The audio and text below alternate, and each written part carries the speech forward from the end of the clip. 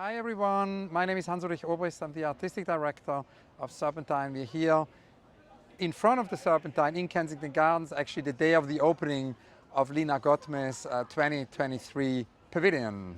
At the Serpentine, architecture is very important for us. It's important really since 2000 when Zaha Hadid actually did the first pavilion, and we are now in 2023, and it's basically the idea of exhibiting architecture not through models, not through basically representation, but by building it, by building it. And also from the very beginning, actually, the premise always was that it's the first building of an architect in the UK that they haven't built here. So it also introduces voices in terms of the architectural discourse and practice and opens it up, right? So that's kind of in a way the premise. And I think what changed over time is that we felt, of course, initially it was always very important to bring pioneering architects who had never built in the UK to do their first building here. But I think over the years it became also more and more important to give younger architects an opportunity to do a pavilion here.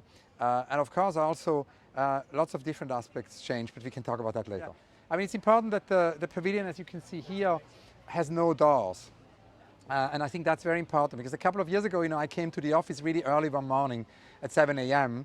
And I was stopped by someone who was asking if I'm working here. And I said, yes, I am, because obviously at 7 a.m., only someone who would work here would go to the office. You wouldn't have visitors at 7 a.m.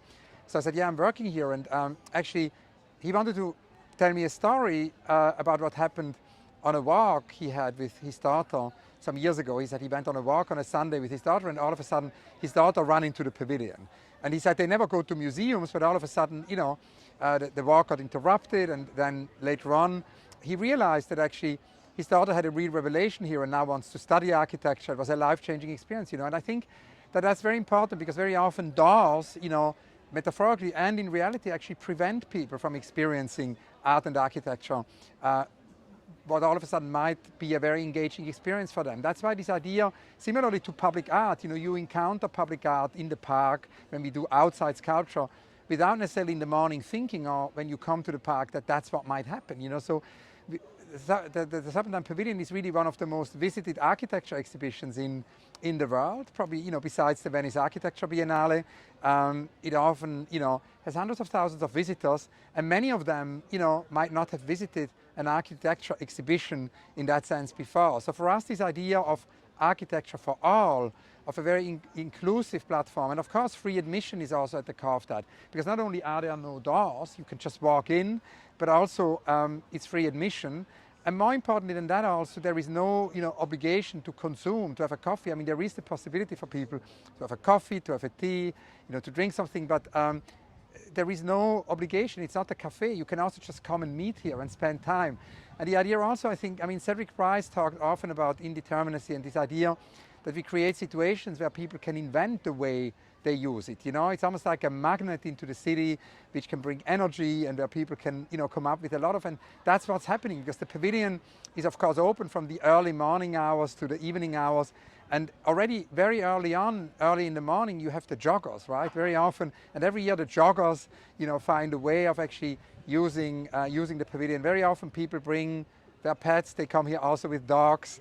Then during the day, also people make meetings. So it's used in a very intense way, by the people in the way they want, in the way they come up with their own use, in a way, of the pavilion. So that's for us very important. It's the accessibility, the inclusivity, that it's architecture for everyone. And this year, of course, Lina Ghotmeh, for the first time in the history of the pavilion, really had this idea to put a table in the center of the pavilion. It's also, the French expression à table, to sit at the table, is actually very much the premise of this pavilion. And you could see already this morning at the press conference, it was a very different situation from press conferences here usually, where you have a speaker, and here people were in a circle. They were basically sitting in the circle, and new encounters will happen. Throughout the summer, we're going to have new encounters of people who might not have met before, and who are going to sit at this table. So conviviality, togetherness. And it's interesting that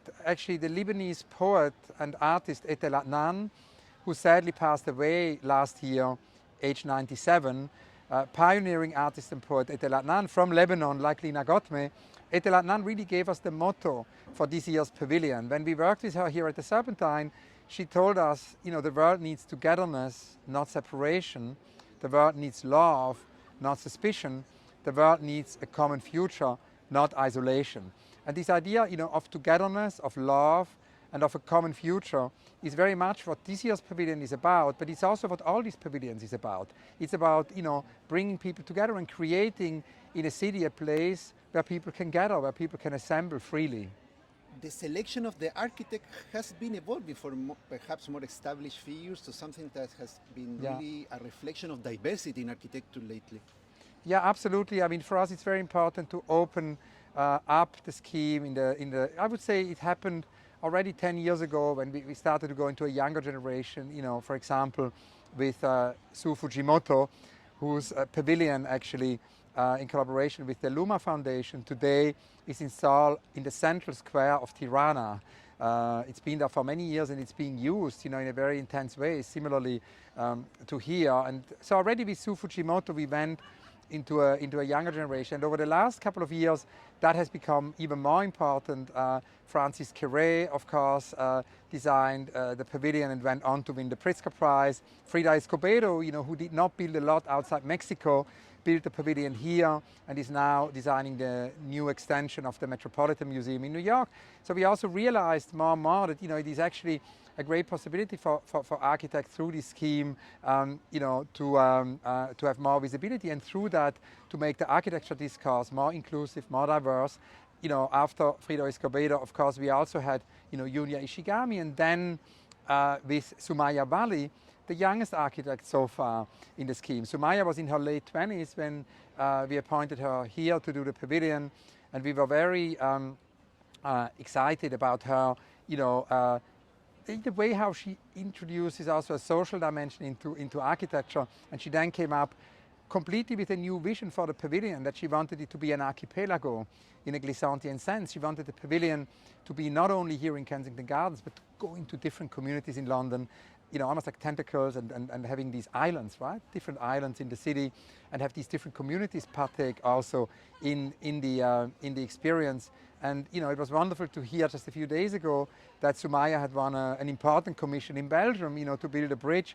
So this idea that the Serpentine Pavilion not only can produce reality here in the park, but can also enable, we want to be useful. I think it's important that our work is always useful. I think that's the premise of curation, that it's useful, of course, for everybody who encounters it, useful for London, for all Londoners, but useful also for the architects, who built the pavilion here. And then, of course, last year with Theaster Gates, that was also very exciting for us to actually have a architect who is a very, very well-known visual artist, but who actually comes from urban planning and architecture.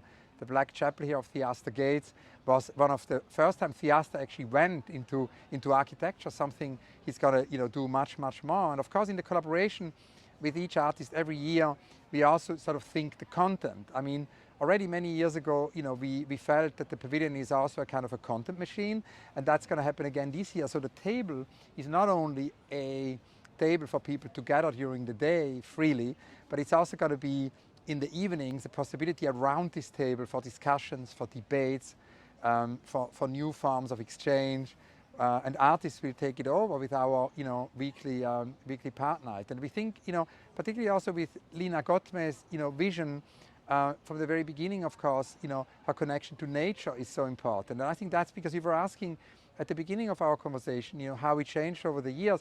I think already in the last, I would say, at least 10 years, the aspect of, of environment, of ecology became more and more important. And for us, of course, that all began with Gustav Metzger. And I want to remember Gustav Metzger here. The late Gustav Metzger is a visionary artist who put ecology very much at the center of his work. And he said, we need to talk about extinction and the extinction crisis, in art. And we did an exhibition with him here maybe 12, 13, 14 years ago, a survey.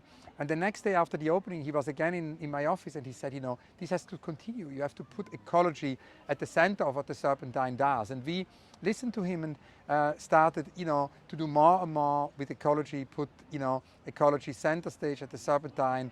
Of course, also through our Back to Earth project, where we invite artists to environmental campaigns. And of course, parallel to Lina's pavilion here, we have in the gallery Thomas Saraceno, the show which just opened, which we invite everyone to visit alongside the pavilion. Also, our exhibitions have free admission.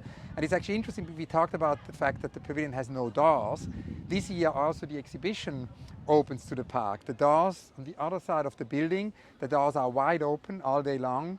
Thomas wants the park to come into the gallery go into the park. We have also a sculpture which is a habitat for birds, for squirrels, for many different animals, you know, in front of the gallery.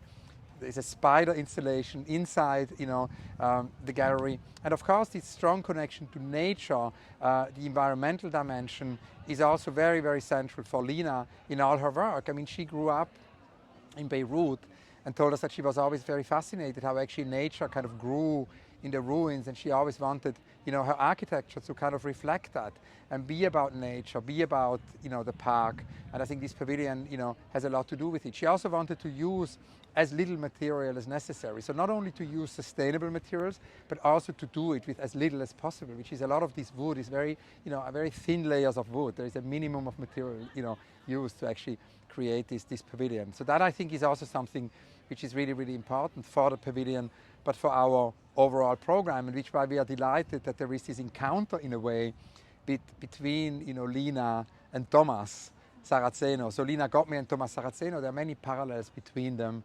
And for us, it's a very holistic programming in a way between art and architecture and so on. Of course, Lina, as an architect, has also many connections to art. You know, she does these extraordinary watercolors.